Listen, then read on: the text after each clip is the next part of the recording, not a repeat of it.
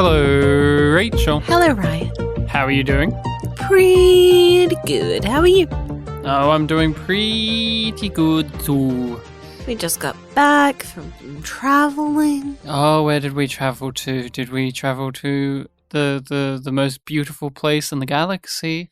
Oh, it used to be the Jewel of Victoria. Oh, Victoria? Yay! Hey, do you ever find it weird that we live in a state that's just a person's name? Yes. Just that's their name. Yep. I mean, Australian states are funny. Mm-hmm. They're just super on the nose. This is Queensland. This is New South Wales. Mm-hmm. This is Western Australia. And then we've got Tasmania too. Just, Tasmania is probably the one that's the most that's a bit. You left out a few, but you made your point. Yeah, I didn't want to. Did you want me to play list all the states and territories of Australia? It's just you only left off 3, so I left off 3. Yeah, good for me. So we are here to talk about Australian states and territories. There's that one that is technically a separate territory because it gives the ACT Australian Capital Territory access to. Oh, Rachel, I'm not here to talk about the Australian landscape. You married a geography teacher, fuck you. I did not marry a geography teacher. I married an English teacher who can teach me the ways of the English language, and even when we go to space and how it will change. Because we are exploring The Expanse, the television series, not Australiana. Where, hey, do you think an Australian will appear in this show? Do you think we'll get an Australian coded character at least? Will there be a Crikey in here? We've got some clearly South African-based characters. So, we've got Americans. We've got an Indian lady. We've got a number of seasons ahead of us. God, I hope the Secretary General is like Paul Hogan. No. I do not want that. I do want Australia in a wide shot of everybody in the UN. Yeah, and we're wearing a big Akubra hat, and the minister next to them is got the hat with all of the corks on them to get away with the flies. We are here to talk about The Expanse, but we bring the yum perspective.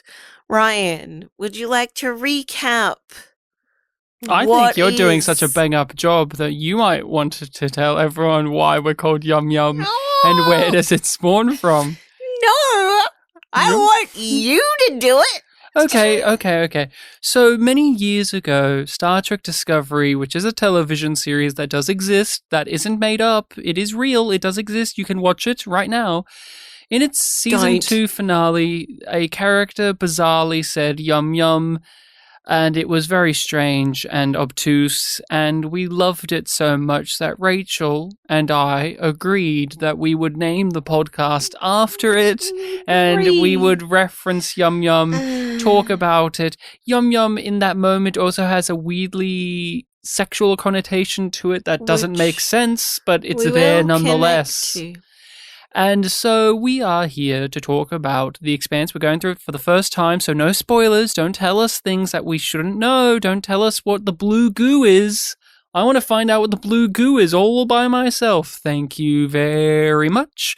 And we release our discussions for The Expanse on our Patreon first, so if you're not over there on the Patreon, you're missing out on hearing further thoughts on The Expanse, because by the time this comes out on the main feed, there will be several episodes ahead on our Patreon, so don't miss out. Don't be a fool. Don't get blue gooed, okay? You don't want to get blue gooed.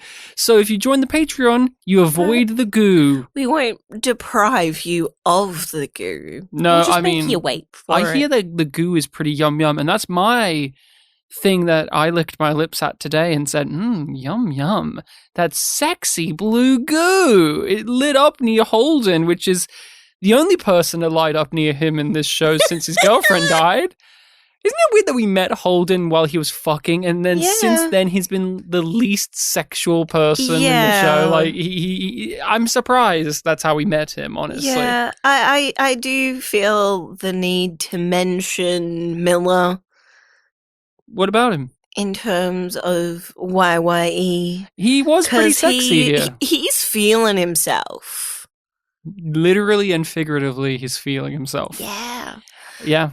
He was in his element. The way that he, like, sort of fondles his own stubble before he breaks down that door. Is there a correlation between him being sexy without the hat and him not being sexy with the hat? I'm not a scientist. I'm just a podcaster. And where's my damn hat? IMDb describes this as such. A derelict vessel holds a potentially devastating secret. Holden and crew cross paths with Miller on Eros. Avasarala receives bad news. That's one of the two. The other one is a bit longer, and it's just the same thing, but with longer words. Instead of she receives bad news, it's she receives some devastating news. The second one, Rachel, you're a teacher, so you can understand this. The second one is very much trying to reach the word limit, like a kid in an assignment. No. Yeah, sounding fancy. Oh, that's what you just said that it just has longer words, so that doesn't add to the word count. Oh, well. You're right. But they also added a few more, like some was in there. Instead of receives bad news, it's now receives some devastating news. No, moreover.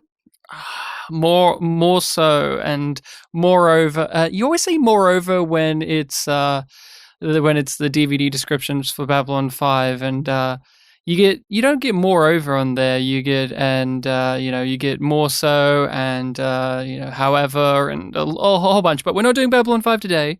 What did you think of? We're also not reviewing connective conjunctions. Oh, okay. Do you want to just keep not talking about Salvage? Because I get a feeling that you may not have loved this episode if you want to keep going on these random detours, because... No, and I think I said the wrong term about that no. word. But everyone, please write in your emails to Rachel, that's at yumyumpod@gmail.com, write into Rachel for using the wrong terms. She's the professional here.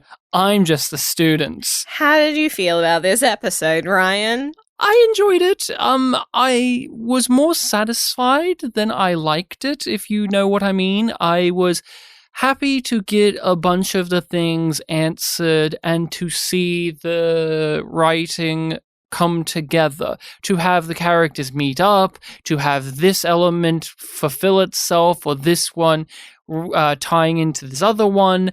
I wasn't as blown away by the nitty-gritty and the scenes and the character beats like in some other episodes, but more so I was just left there with a full belly because they've given me a nice meal here where I've been watching them set up and cook this for a while, and here they gave me some, and I was very just full with it. But yeah, I wasn't this isn't an absolute favorite of mine, but I'm happy to see them put the pieces together. What about yourself? Yeah, I'm in a similar boat where it went down easy, but it was a lot of feeling the strings for me, because we're bringing these things together and we're leading up to the finale. I'm interested and invested now. That was the main thing that I was feeling throughout. And the main thing I didn't like was the music in this one. Oh. The score and the sound editing sort of throughout. I just felt it was a bit heavy-handed at various points where I'm like, I'm finding this distracting because the music is telling me how to feel. Okay. Like I was sort of comparing when they're investigating the Anubis compared to when they're at the Blue Lounge. because one uses non-diegetic music and one doesn't. And I really liked the Blue Lounge scene much better because even though, like, the whole point of not having that music and the way that the sound was edited and pulled together and effects and a bit of Foley and all of that stuff was making you aware of the growing tension. My big complaint with The Expanse when it comes to its music is it doesn't have much of a character to it. I never remember whenever you have said this to me off mic.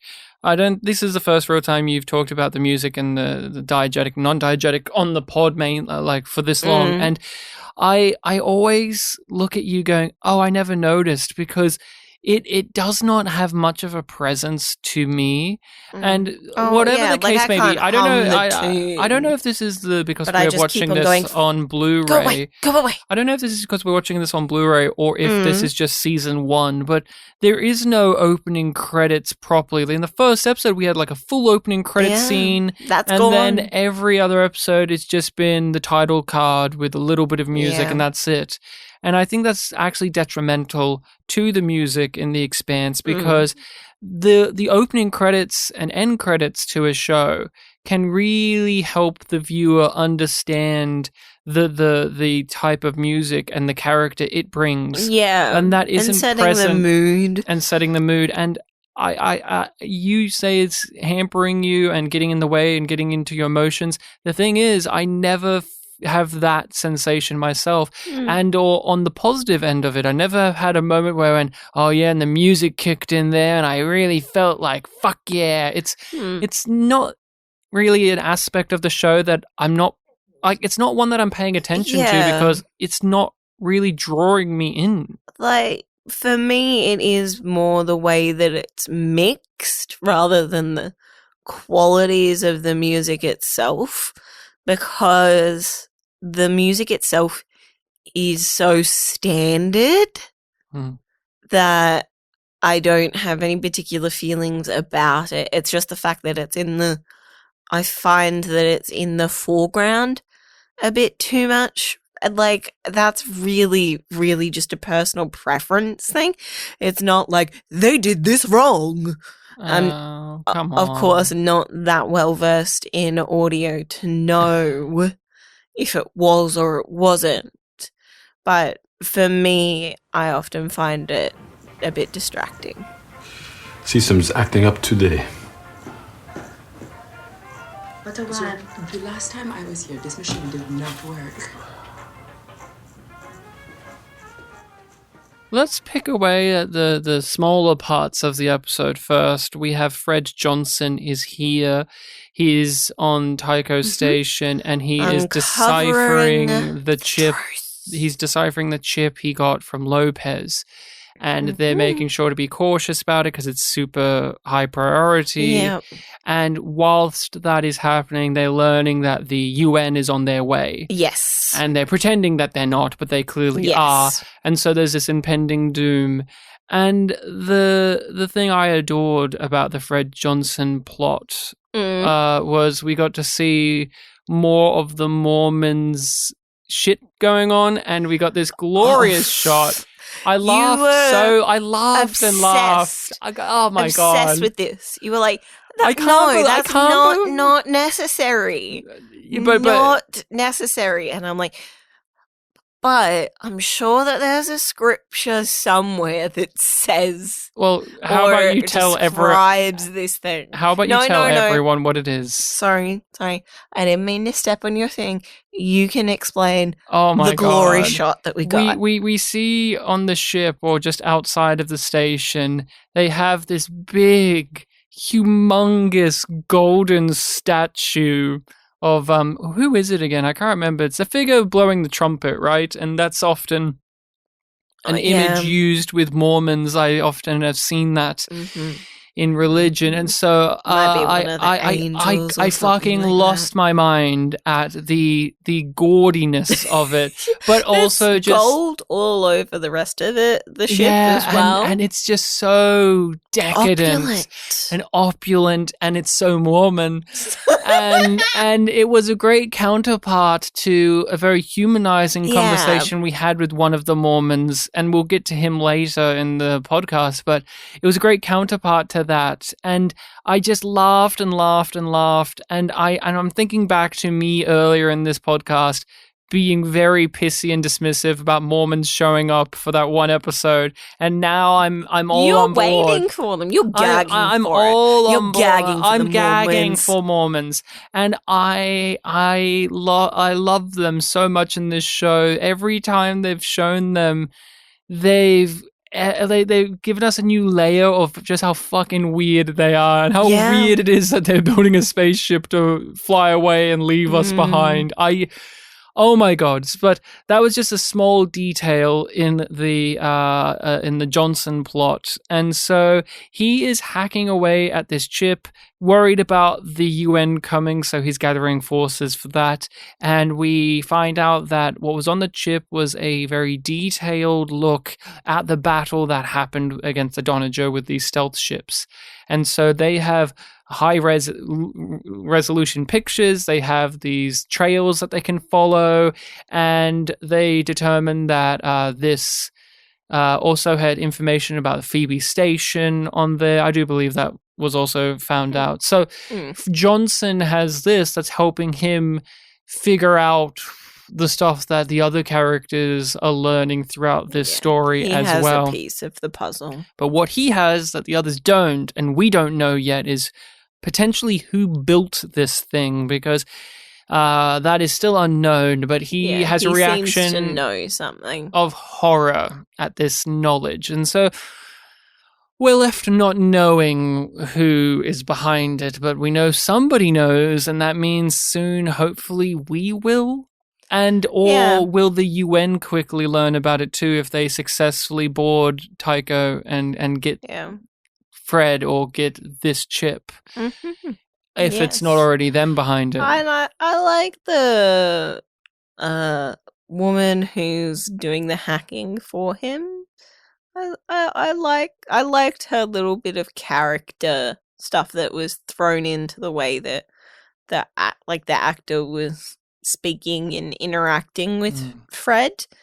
I thought that was a nice attention to detail. Like, there's not a lot there, but it's one of those times where even though she's somebody that we haven't met and we aren't introduced to, I get a feel for who she is and what her relationship with him is like. The episode's really good at those very minor characters, having a character to them. They're not just function.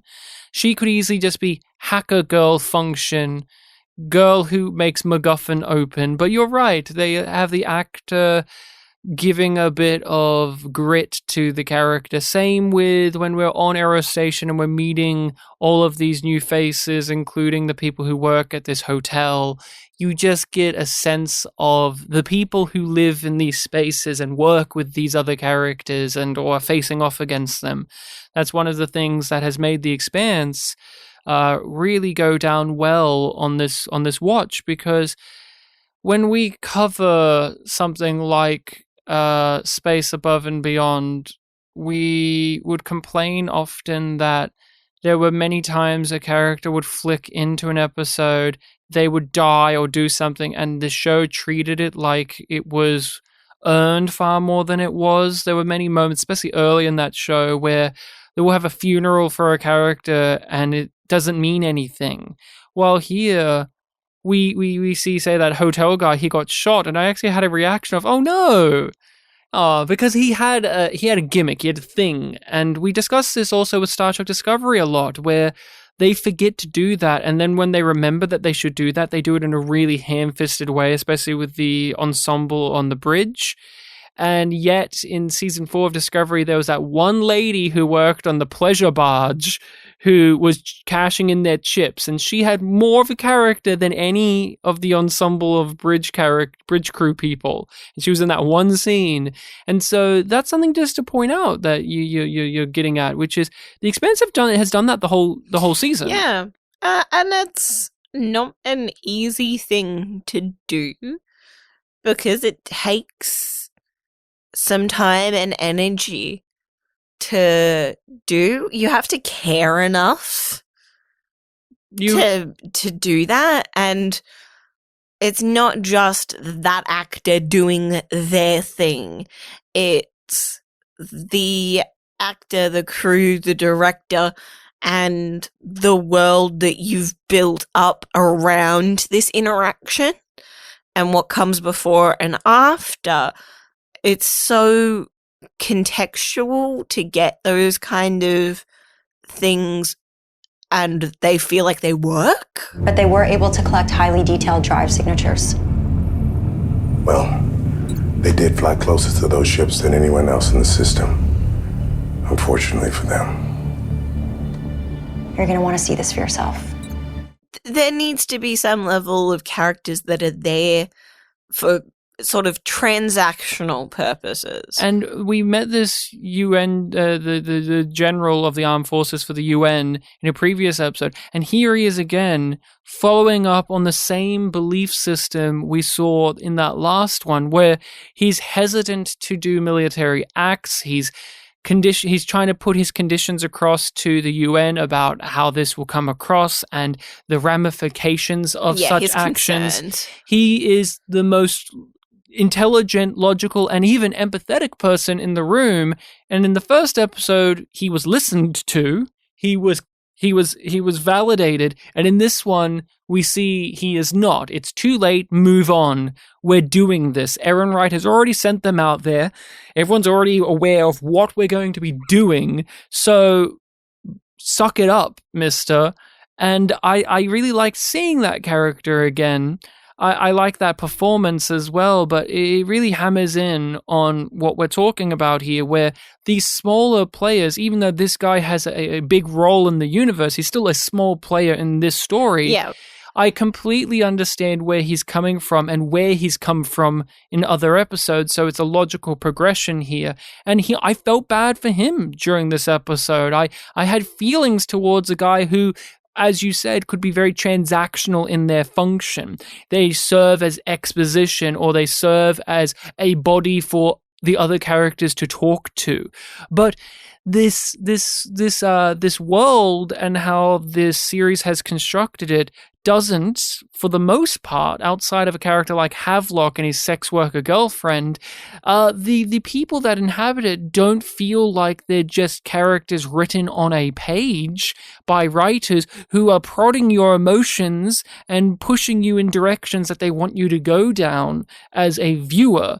Instead, I thought of this guy as a real person. Same with that computer lady with Johnson, and same with the guy who works at the hotel, and same with Miller's old friend who gave him the hat. Who, like, it's such a tricky thing to balance all of the things, right? All of the things that you want to do to make a show good.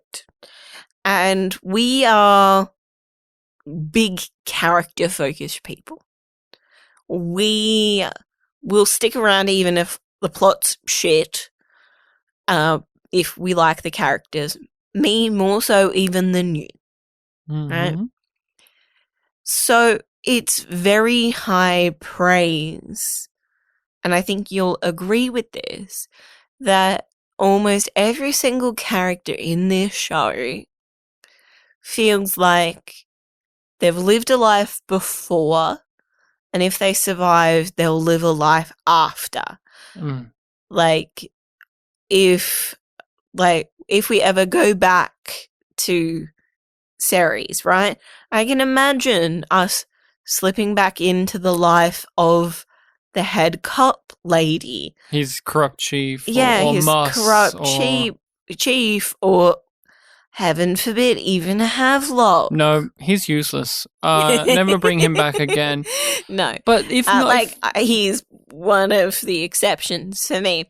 That's why I wanted he to really bring him up. he goes against the grain, doesn't he? Yeah. But I can also imagine him, like, he's currently, like, back on the station in recovery, maybe still seeing Wiggy, maybe not. Wiki. But to your point, if not those things, characters have a nuanced insight. That's why the Mormon that we meet in this episode is really great. The contrast that they give to the other characters, but also I'm like, yeah, I believe that you're a devout Mormon living out in space, doing these things to test yourself and expand your horizons. And but even you have self-awareness. Yeah, and you're really looking forward to it. And not establishing that at least this Mormon, and I think the idea is that he's a representation of maybe the more average ones, right? Not the exact people building the gold statues on their ship, but the people who are going on it anyway. Some level of practicality and awareness that they have about it, and establishing that it's not blind faith, which I think is a very important thing to establish in such a gritty world, because I wouldn't buy it if they were just all blindly following the Mormon doctrine of the church, right? Like, he wasn't just spouting Bible verses. He wasn't going through rhetoric, and on the other end, it wasn't the writers using him as a straw man to show us how stupid Mormons are.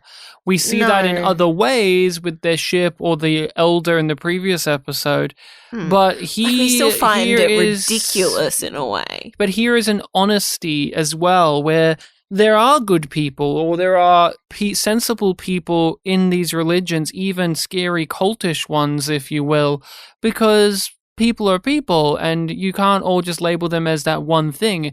And I find it very disingenuous when, especially science fiction, has this hand waving of religion and it's stupid. Because I don't think that's true. I'm not personally religious, but religion has served a function in society, and it will most likely continue to serve various functions in the future. And we see here when Miller is talking to this Mormon, we see that through his Mormonism and through his faith and his ingenuity as a person and like devout nature, he has managed to overcome so many obstacles and hurdles in life in this dark, gritty universe that wants to kill you. He has managed to do it, and yet he still has this self-awareness to understand that this holy cause that he's going to go on could end up being nothing, but that isn't a failure in itself. No, it just means that we have to keep trying harder. And honestly, that conversation between Miller and this Mormon was one of the best scenes we've had in the show. I thought it was fantastic. For me, a real difference between what it's like to encounter somebody who, zealot is the word coming to mind, but I don't think it's exactly what I mean. But the people who make it their identity and they outwardly project the idea of holiness and their religion, and the type of people who I find to be quite different, which is the devout people, where it, like, you get the feeling that, like, when he's like, why do I get the feeling that you haven't accepted Jesus Christ, our Lord and Savior, into your heart? He says that with a joking inflection. Moment of, like, yeah, I know that this is a line from the church, but also I get the sense that you don't have that. And I hope that you find that peace, because I have that in my heart, and it makes me feel better and it makes my life better. And I hope that you have that too. And we find during the end of this sequence that Miller does have that. Both of them are going on a quest that could possibly be doomed, but they're going to do it anyway because it is in their nature and it is what they believe they must do. It's a very is nice an building act block of faith from both of them. But if that is the case, God has just revealed to us that we haven't finished our search yet. Doesn't that scare the shit out of you? Yeah, of course it does. But I put myself in the hands of God. True faith is a risk. And with great risk comes... Yeah, I know the rest. Another character that we got attached to and very early on in the show was Frank, the Martian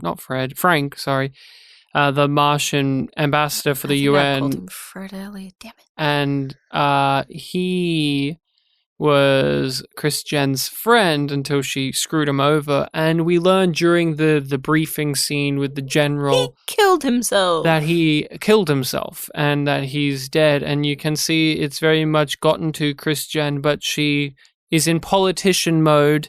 And so we must keep moving forward. The hard cut after she's like, let's finish this now. Yeah. Like, there's a darker edge when to her she's character in this episode. She's in it, and she's in it to win it. She's very much wounded in this back half of the show. In the beginning, she's top shit, but after that incident, wants to save especially, Holden. Yes, but after that incident with the Martian ambassador, she's been far more of a vulnerable character, but still hiding it behind the snark and the ridged up. Yes. I'm a no nonsense politician, and you can tell that's happening here, where it does obviously rattle her, and she may feel some personal responsibility for it, but she's here right now doing the job, and so it's going to make her double down on that. In the previous episode, she wanted to save Holden, and in this episode, she's still wanting to do that, but at the same time, we're here now doing like, no, we've locked in that execution. And she just has to take it, and it's upsetting. And that's all we get from her in the story. We know that the UN is on their way to deal with Johnson, and she's unable to do anything about it other than sit there and smile like the politician she is. And I mean, to start out the show where she's this vibrant, decadent character who was in charge and calling things, and to see her over the course of the season be whittled down and have to take it and be told off every time she tries to do something, I think is a really great way to handle her, because you could make the mistake, especially in your first season, of having her be the most powerful character and she's just full of snark. And what I'm saying is you could make her Empress Georgiou from Star Trek Discovery, and you make that mistake and you can just go down a road of absolute ruin. But I find trying to make her so strong that she's impervious to everything, that she's the best of the best, and there's never a moment where you can see her flinch. Or she's just the bad guy. At the beginning, you would have thought she was the bad guy, There's right? more dimensionality. There's more there, and since she is in this position where she is now, where she's caught between a rock and a hard place, I feel for her. I feel bad for her. She's also led herself down this road. Exactly. She's made this for herself. She deserves it. But it doesn't mean that I don't feel for the character. And that's the thing that I'm really coming away with from this episode. Although this episode I didn't feel...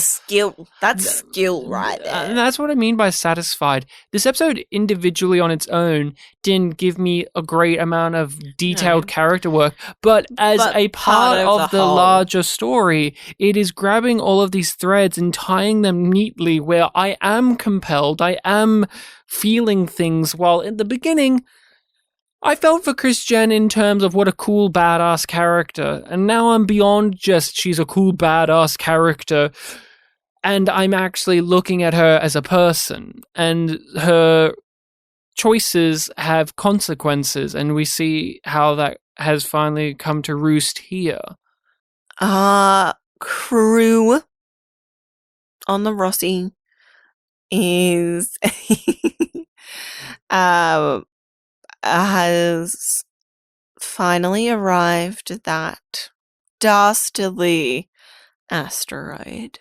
Where Fred Johnson said the signal from their contact was. Yes. Where Lionel was last heard from. Uh-huh. And they go in and investigate. We see the ship, and we were also stupidly reminded extra that remember this from the pilot? Because there was a previously on. Oh, yeah. We try and fast forward through, but you still can't avoid the No. previously ons on the DVD. Yeah. So we get there. They investigate it. Thank God they don't touch the blue goo. No blue goo was touched, seemingly. No blue goo was touched. That doesn't mean that the goo didn't touch them or that they didn't breathe it in. They didn't stick their face in it. No. They didn't do. I'll never forget this. Swipe the finger. Oh my god, I'll never forget this. In one of the short treks for Star Trek, Tilly finds some like glowing orange goo on the ground, and she sticks her finger in it. Yes.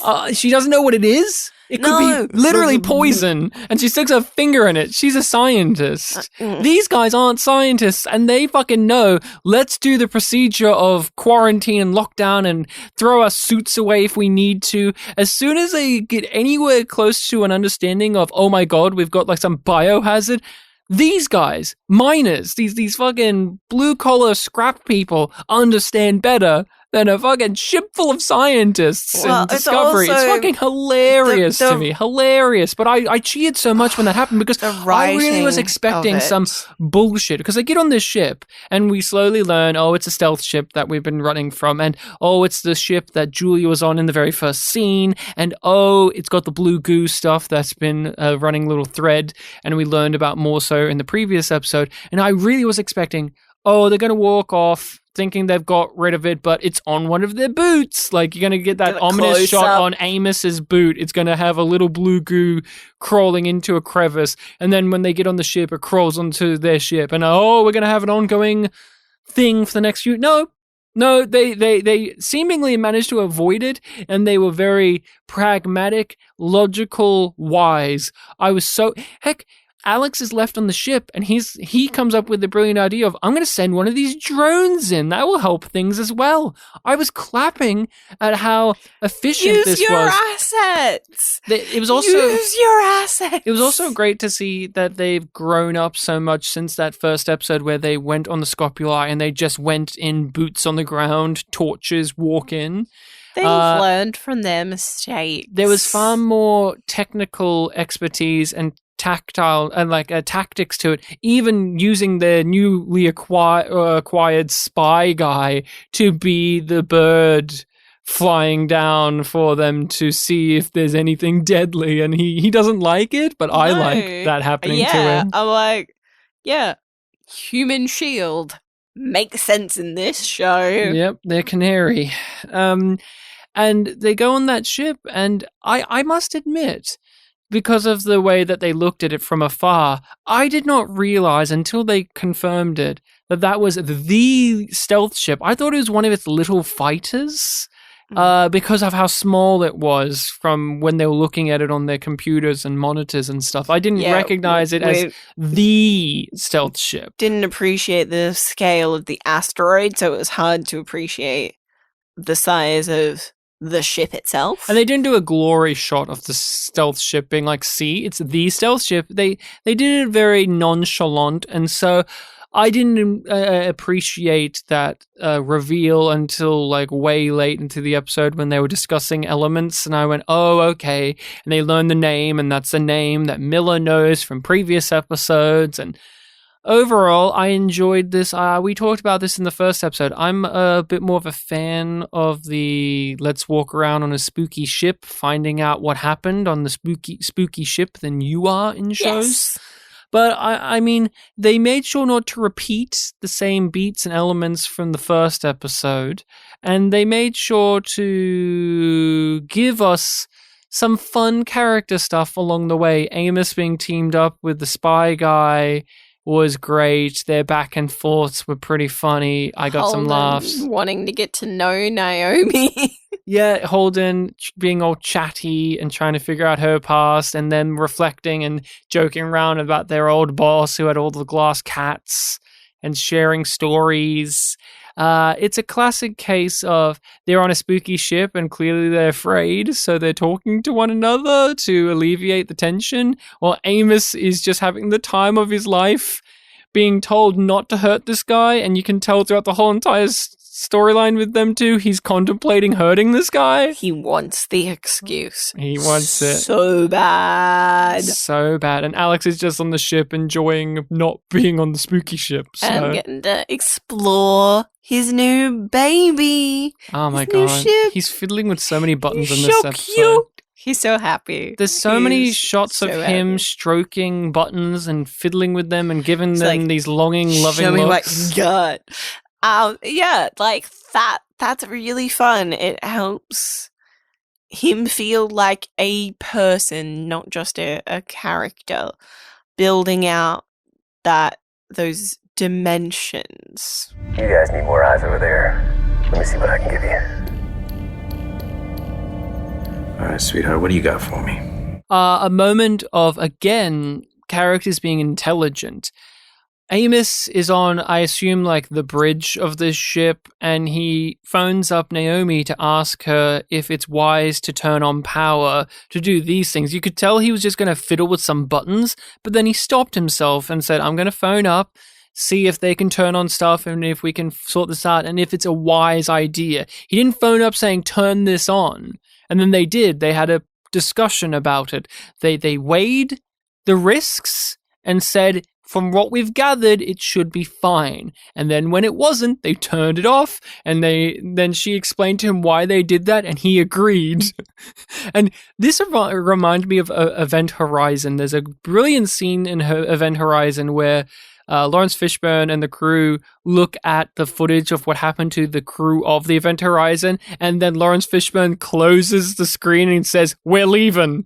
That was this episode. As soon as you've referenced that a lot lately, and I really like it. I swear that was what this was, because they encounter some spooky blue goo and they all agree, we're leaving. we're not gonna. We're blowing it up. We're blowing it up. Not one character said, we should analyze it. Not one character said, maybe we should do a test to scan it. No. The spy was like, it's a bargaining chip. And they're like, no. Oh, yeah, that's the ship you're talking about. I'm talking about the blue goo. Oh. Nobody was interested in even looking at the blue. They were like, what is this? But no one said, oh, let's touch it and get a piece of it and scan it and do all of this. Naomi had her pet theory of what it is, but as soon as it did anything shifty, they're like, screw the blue goo. We're leaving. Survival first. I mean, they piece together, as do we, what has happened here. I mean, how did you feel about that? We had the Julie Mao on this ship as the very opening of this show. We've had Miller getting the name of this ship and how its like little shuttle has flown off to Eros, and now we have Holden and all of his crew physically on the stealth ship that they've faced off against, and now they're seeing all of this stuff that we've been getting all of these pieces and breadcrumbs for. It's all coming together. What did you think of just that? Because that's what my main takeaway was of the ship shenanigans, more than the blue goo being a thing. Obviously, that's a thing to worry about. I was just really impressed with, okay, this series has had multiple storylines all circling around this one area, and now here we are getting to stand in it and have a look at what we've been building towards. I think the thing that I'm amazed by is that I care more now that we've gotten an explanation. because that again is getting my hopes up about this show, because it is sort of putting a bookend on the central question of the season so far, which is what happened to Julie. And like it sort of spirals out from there, as you were alluding to before. But the fact that I care more, even now knowing that she's dead, The blue goo got her. makes me even more keen to keep watching.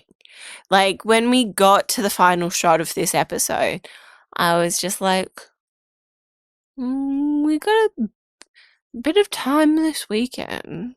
Yeah, do we want to wait? Or are I we going to think we can watch swing another? this. I think we can do this. But then we've got to finish the season, Rachel, if you're going to do that. I know. But the DVDs have 9 and 10 together. Yeah, but we have to watch it individually for the pod.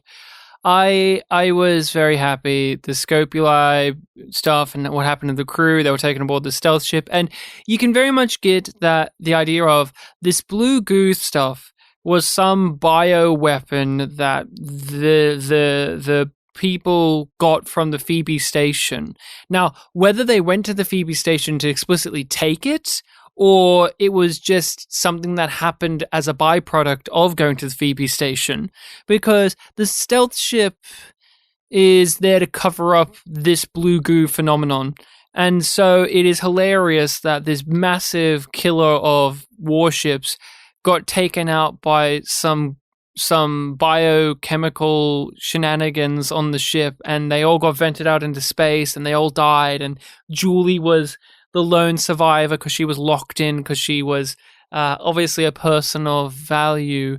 And then she breaks free, as we saw in the very first scene of this episode, and now she's flown off to Eros and to hang out at the Blue Falcon. Okay, and oh yeah, go on. What are your thoughts? No, I just have a question, and it's probably just me. Oh, and the blue goo is hungry for energy. That's also why the ship is turned off. Yeah, and that's why it's mainly focused in on the core. Because it went to where its food is, and it went nom nom nom. No, it went yum yum. Come on. We're the Yum Yum podcast. We're not the Nom Nom podcast. Was setting it up for, and then it goes nom nom nom, and then it says yum yum yum. That's 3 yum yums. No. Well, I was gonna say 2, but you've thrown me off. But what were you going towards? So Okay. But you were saying that this is the stealth ship. Mm-hmm. How did Julie park it, get off, go? Then so what my understanding is they boarded the ship. The stealth ship went on Scopuli, took all the crew and Julie onto the stealth ship, flew off, left the little distress beacon thing to bring in someone and bomb that.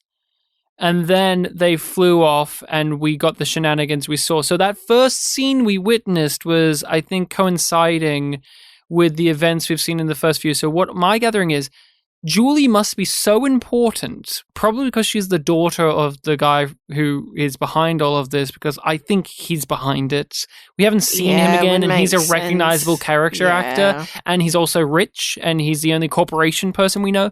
They've locked her up, but the stealth ship was doing all the stealth ship we saw. But after that, they got infected by this thing, vented out into space, turned off the power, and Julie was left on the ship by herself because she was locked into a room where she couldn't be vented out into space. And then she kicked herself free, realized blue goo was about, and flew off, but probably got infected and died. I know that makes sense. Mm-hmm. But my thing is, I don't remember in the pilot because that's the first chunk of the episode, if I remember correctly. The first scene is Julie breaking out, yeah. Breaking out. Does it say anything about it skipping back in time? No, I think they're showing us that now. I think we are going, oh, that was later in the timeline. They screwed with us. Yeah, that wasn't what set it up. That was the part that I was just like, okay, I get that all of these events should happen in this order, but because I was shown that first in my head and we haven't been told anything, I was left a bit questioning of, wait, how did this play out? Yeah, like I'm sure they'll give us more. We've got 2 more episodes, and that's probably my prediction is the next episode will deal with what happened to Julie. Yeah. But in more of a concrete, maybe even go back in time and spend an episode with her. But because we did have that precedent established with Anderson Station. Mm-hmm. What do you think of the Blue Goo? Because we weren't too hot on it in the first episode. We're like, oh no, have we got ghouly monster crap? And now it's back and we get more of an understanding of what it does and what it is. Not fully, but enough to chew on. What are you thinking? Parasite of sorts, I think. Okay, so you think it's a parasite? Well, in terms of it uses energy to grow so then it can have more energy. Like it's... Yeah, I get what you're saying. It's this weird kind of thing. We see at the end, spoiler alert, Julie dies. We see that it's grown out of her like a mushroom and a fungus. Yeah, so it's using her body sort of as energy, as fuel. Yeah. But cool. it does... That leads to a lot of questions. And I don't know how many of them we'll get answers to before the end of the season. Because I feel like that mystery is gonna take a bit longer to solve. Like, who made it? What is it? Why is it? Anybody object to us turning that ship into scrap? Hell no. Well, anybody except you. Do it.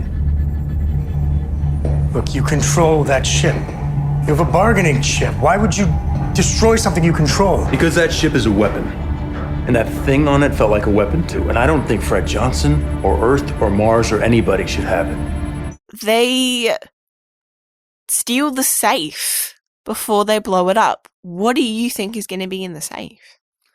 Oh, I hope that it's some kind of paper trail to who created the Blue Goo, or where perhaps they even found it, because it does have a organic thing to it, and we know that this is a universe where there's many different posts on different planets and moons, so this could be information relating to either how this got created, who created it, or where they even found it. Because this could be something they found. Yeah. But we get the sense that the scientists created it, or at least manipulated it. Because so I'm hoping it relates to something like that.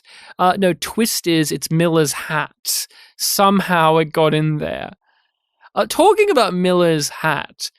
Miller arrives on Eros Station and he bumps into his old detective friend who got kicked off the force. Oh, well, I mean, he beats up a lot of people to bump into his old friend. A guy who's playing... He gets bailed out of jail. Can we talk about the weird nature, how this episode has aged? Where, am I crazy to say this?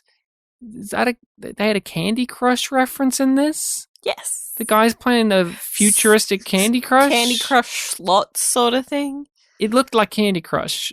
Which, by the way, when this show came out, I mean, how big was Candy Crush still in the general ether? I guess. I don't know. Like, yeah, maybe, but it was very funny to me that we had that. It made me think about whenever we watch a show from the past, you get comments like, oh, this is so 90s, or oh, this is so 2000s.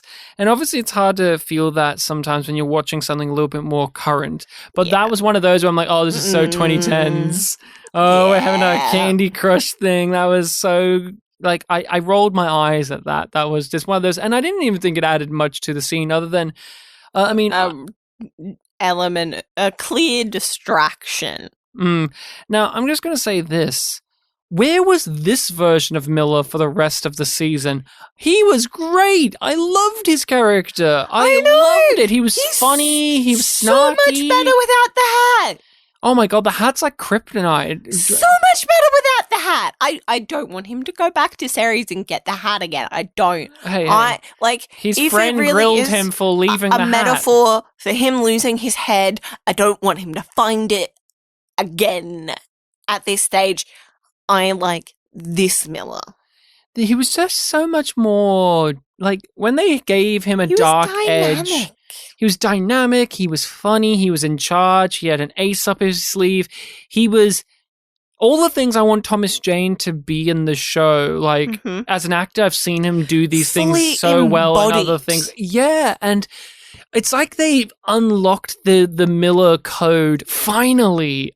We've been seeing it slowly emerge, but here, I'm just scratching my head going, where was this guy? Like, Where was this fucking guy? He was I appreciate smooth. this even more than I would have maybe if he was like this from the start. I like the attitude that he has now that he's like, well, I used to be a cop. No, I'm not. He had a great relationship with this guy who gave him the infamous hat in the first place. They shared some dialogue that I found to be, again, good. Nothing groundbreaking, but it was good. And it just... all of this episode made Miller look like an absolute badass. And when we're following him and he's kicking ass and he's taking names and he's just nonchalantly sitting in the jail cell knowing that his buddy will get him out, and they hug and they talk, and him demanding that he just gets coffee and then getting the thing, then he's saying, I want it this way. Just so much swagger. Where was this? Because in the cop days of the show, when he had swagger, there was always this level of awkwardness to it from him. Like, I would always He wasn't describe... fully embracing himself. There's always sort of weird something way. to Miller that I would use as a descriptor, which is he was always a little freak in the first half of the show. Like yeah. I always found him to be Now like he's letting his freak flag fly. well, in a different way. Like in a the different first way, yeah. few episodes, I found him to be I don't know, kind of just a weird little guy, but not in the most interesting way to watch. But now he's off the chain. I'm here for it. When he finds out the location and he immediately goes, I was cheering. I was like, yes, no, sit down and have your coffee and then go right now, motherfucker. Yeah, you're on a mission. And then we cut away from him arriving on the station, and then the crew arriving on Eros and how they go about it. They're far more casual, discreet, which is very, very ironic because they are trying to be discreet. They're trying to be quiet, and they're the ones that get into the loud shootout gunfight where their cover is blown. The spy guy obviously turned them in with his technology and he ran away like a little worm. And they came trying to assassinate Holden. Yes, and now the police are aware Holden is here. Now everyone's aware Holden is here. And yet Miller, since he is this enigma, since he is this figure that nobody really cares about or knows about, yet he knows so much, he can come in and just punch out a bunch of people, get arrested, and then he can go to the Blue Falcon and save the day because he's inconspicuous, even though he's coming in guns blazing, coming in declaring that he's here and that he's going to do a job. I just thought it was a great way of showing us the differences between these two groups who are on the same mission. And so we see our crew, they go to the hotel, the spy guy's already alarmed the people, and you get this brilliant sequence of just awkward silence as they're waiting in line to talk to the hotel owner. Like that's what I was referring to earlier, because there's no real music playing. There's like the atmosphere loungy sort of music. People using the soda machine. Yeah, and the clank of it falling, and Amos growing more and more suspicious as people walk in. The loud sound of people's clothes rustling and zippers undoing. Yeah, that was brilliantly done. I love that. It was funny, and then it turned into genuine tension, and you had a standoff happen. And I had a good laugh at some of the stuff during it as well, with Holden in the episode trying to be a tough guy. We've made a lot of fun about Holden, but I think the show is a little bit more aware, because in this episode, every time he tries to be a tough guy, tries to be the badass leader, he always gets undermined by somebody, like Amos at the beginning when he does the whole, "Hey Amos, if the guy even breaks a toenail, you'll be hitchhiking from this rock." And then Amos just rolls his eyes and said, "Okay, Skipper." I mean, even in this big standoff scene where they're after Holden and they're going to shoot him in the fucking face, he's still treated lesser than by everyone. I just had a good smile about that. James Holden. Should just follow you around, don't it, kid?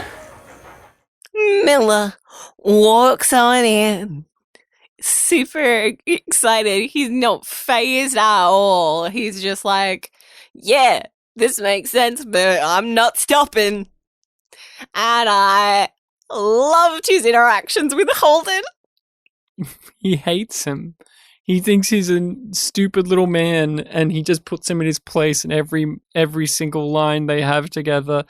Holden just can't help but bow down to the alpha male in the room, which is Miller, of all people. I've been saying I want to see Miller interact with these folk, and I honestly didn't expect it to happen like this. Because let's be real. Let's be real for a second. And I don't know if this is criticism or not, but it is something to just chew on. If we hadn't seen Miller in the show, and this was his introduction, and then that was a great lead-in of like, oh, how did this guy get to here? And or we theorize about like what his cool story was that led him to this epic moment, it would have been more compelling and more fascinating than what we actually watched in the episodes leading to this.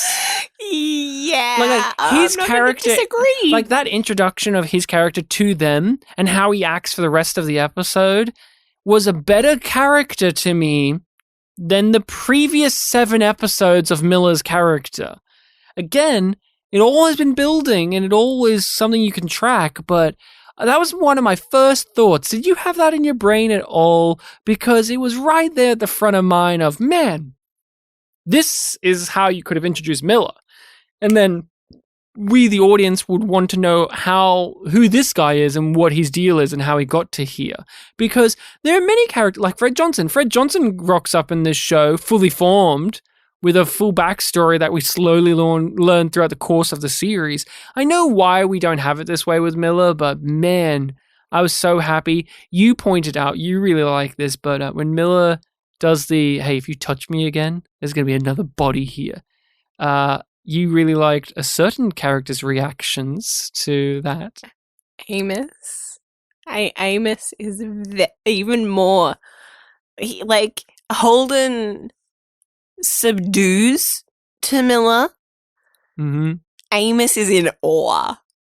I really thought Amos and him were going to hate each other and get into a punch-up, but Amos is looking at him like, finally, another guy like me. A friend. Somebody who gets it. Oh, it wasn't even drawn attention to. They didn't have a close-up or an insert shot of Amos. No, he was just in the it's layering. Yeah. Layering of the blocking. You just have to note down that actor and make sure you're paying attention to how he's reacting. And I must admit, my eyes were on the other characters. Oh, Alex losing his shit and freaking out at being shot at and him pointing a gun at innocent people and Amos calming him down because Amos is cool as a cucumber during all of this. And then we finally get it. They go to Julie's room. Miller kicks down the door. And they're like, ooh, stinky. Oh, it stinks. And Amos, with the background he has that we know, he can detect that the smell is not like a dead body necessarily, but it's sickness, it's sweat, it's all these other bodily functions. And so we are looking at this room that's dark and it's nightmarish and it's full of sickness. And we've already seen some of the security footage of Julie looking sick. And we know the blue goo exists. So we could put together she's been infected by blue goo, as do the characters, because they note down that at first they think she had a shootout, but then they realize no, she was destroying all of the sources of energy in here. And then we get her body. They go to the bathroom and there's Julie, naked, dead, and sprouting weird crap out of pretty much every orifice. It was gross, but kind of cool. And you know that Miller wanted to touch it to really see that it's real. Like, that's the thing. Yeah. It wasn't because he's an idiot. No. He's so in disbelief of this that it's that gut reaction of I want to touch it to see if I'm dreaming. In love with Julie of like, you're finally here and you're gone. And not only are you gone, I can't reach out. That idea of coming so close and being so far. And during all of this, they're annoyed that Miller has all of these answers to things they don't know about, but here they have answers to things that he has no clue. When they're like, who's Julie? Yeah. I really liked that note. That moment of sort of letting information breathe a little bit. I really liked that. It wasn't like on their way up. They were like, I know this thing, and do you know this thing? And oh, we know this thing, and exchanging information, which would be like a super easy thing to do. It would be very convenient, but it's not what the show is interested in doing. And I appreciate the show so much for not making that choice. If you had to rate this on a scale of yum being bad and yum yum being good, no half yums, we don't do half yums on this podcast, what would you rate this? I don't know where I come down with it in terms of yum and yum yum, because on its own, it's a serviceable episode. But because of where it is within the season and all of the things that it's doing, I think I would be really disingenuous if I didn't give it a yum yum. So that's where I land. Yum yum from me. Yum yum. We had that Mormon conversation. That was yum yum alone. Yes. But the episode goes beyond just having that one good scene and has multitudes of greatness within it. This isn't one I'm going to be thinking about in my top 3 of the season, but it is that snowball effect. We've been seeing it get bigger and bigger and bigger during the show. And yes, this is an episode made up of great moments. Like, it won't be, when I'm thinking of the season, I'll be like, oh, that moment and that moment and that moment. And oh, yeah, they were all in Salvage. Like, that's not the best episode overall, but it has moments that I'm likely going to remember and that are gonna stick out to me, like Miller and Holden meeting and interacting for the first time, finding Julie's body, the cat figurine story. Yeah, so I land on the side of yum yum. Yum yum. The next episode is called Critical Mass, episode 9, which is a part 1 of part 2. We know this because the DVD gives that away. Part 1 of part 2. Part 1 of 2-parter, sorry. We know this because of the DVD. Has the last 2 episodes as a one thing, even though it says like episodes 9 and 10. Yeah. I don't know why it's like that, but either way, we will just be watching Critical Mass. Now, I've already said what I think it will be. I think it will be logical if we take a moment to step back and look at things from Julie's side of the story. Reframing things. And maybe have it interspersed with what's happening now, like we did with the episode Back to the Butcher with the Anderson Station thing being this framing device. I think we could do a similar thing here, or on the opposite end, where the main story is this flashback and the framing device is the characters scrambling from having found her body. Yeah. That would be interesting too. It could also go with the structure of the Rock Hopper episode. Oh yeah, are they going to find that guy? We haven't seen him in like 3 episodes. Is he still in space? It would be really funny if the UN found him. Yeah. I don't know. I don't know. I completely forgot about that guy. I think that it's going to be still bringing those things together. I think probably towards the end of the episode, the UN will get to the station. Yeah. I think that that's going to be something that they milk for the finale. We have to learn who made the stealth ship and the blue goo. And I think we've figured it out, but we need the show to tell me that I'm right and or tell me that I'm wrong.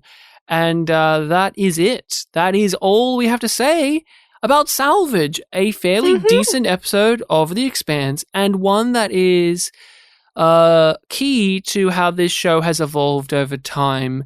And so I thank you all so much for tuning in and listening to us. It means the world to me, and it means the world to you as well, doesn't it, Rachel? That people are enjoying our content, enjoying our views, having a good time, and or even pulling their hair out at what we have to say about The Expanse. Again, this is our first time watching through it, and so no spoilers, none of that, please. But feel free to contact us during your time listening. You can reach out to us at our email, yumyumpod@gmail.com. If you are on our Patreon, where we release these episodes first for our patrons, you can interact on the group Discord, let us know your thoughts and opinions, and we're on all of those social media hubs under yumyumpod or yumyumpodcast. Follow us on there, share us around to all of your friends. You be the blue goo for Yum Yum Podcast. You infect all of your friends with this podcast saying, hey, this couple, they go through science fiction TV. They've covered Star Trek. They've covered Babylon 5. They've covered Space Above and Beyond. And now they're doing The Expanse. Isn't that crazy that they're doing The Expanse, a series where Brian George occasionally appears? And I hope they hope they see him again by the end of the season. If Brian George is the final shot of the season, I'll cheer. The Gaunt Belter didn't show up in this episode. Nor did Brian George. And so, how did I give this a positive rating if the Gaunt Belter isn't here to say dust? Because we got the Mormon. You know what? We did get the Mormon Gordy statue. Oh, if we go in the... Oh, I'm in the Mormon on this. Oh, no, I know we got that, but I'm also wanting to bring back the Mormon golden statue's worth of yum yum. If we go inside the Mormon ship, and it's as decadent, it has to be even more decadent on the inside. They have to have fucking paintings and. But I really want it. I really want it to be all white because that's what like the inside of their temples. Yeah, is like. And oh my god, there's going to be so many white Jesuses. Fingers crossed. Fingers crossed. See you then. Well, voila.